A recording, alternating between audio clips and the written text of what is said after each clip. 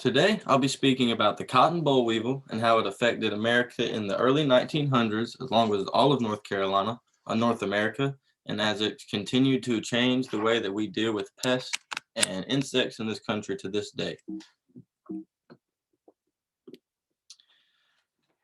The cotton boll weevil affected America in the early 1920s. It came from Mexico in the late 1800s, but was found in all major cotton producing states by the 1920s.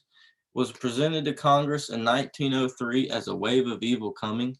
This wave of evil affected the cotton plants that the southeastern states of the United States made by eating the entire plant as well as laying eggs in the flowering part of the cotton. Its destruction, it fed on every part of the cotton plant from pupal to mature stages of life. It also laid eggs inside the cotton flower bud. It reduced the national and global supply of cotton. The United States produced a lot of the global cotton and exported it to other countries such as Spain, Britain. And without the United States to be able to produce enough even for ourselves, it was hard to supply other countries. This caused the foreclosure and loss of many small and large farms due to their inability to produce cotton. Now, when cotton first happened, when the this first happened, it hit Mexico and many farms. Larger farms were able to buy it out. Cotton prices increased, and it was good for a very short while because cotton was higher and you made more money off of it. But it was very fast that there was no treatments used on cotton boll weevils that allowed them to be exterminated from the plants.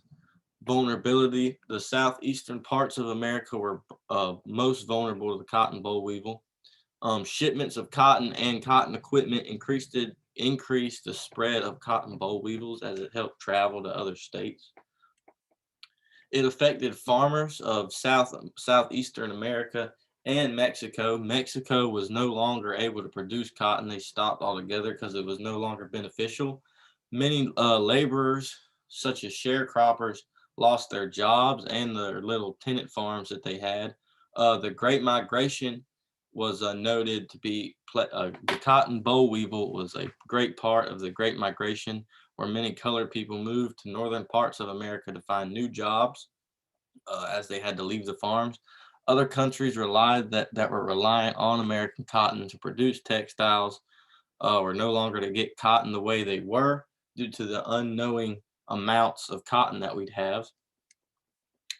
Saying this, there was an eradication plan for cotton. They started off by a sterile insect technique where they reduced sterile males into the environment to breed with females. The females would think they were breed, they wouldn't reproduce, and slowly the numbers would lower. But at first, this method didn't work because the boll weevil sex hormone, was not attracted to the females that the males produce.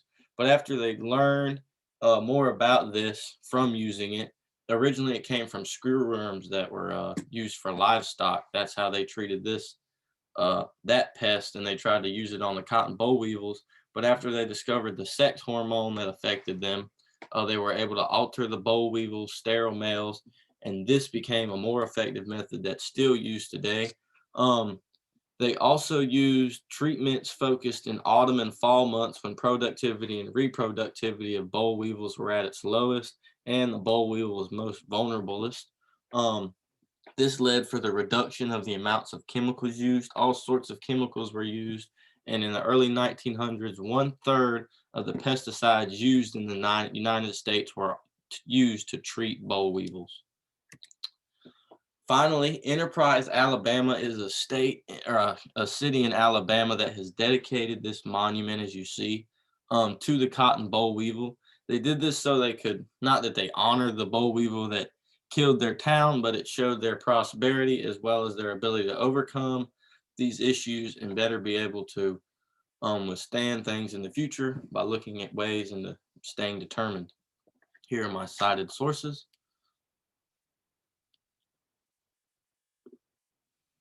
Thank you very much.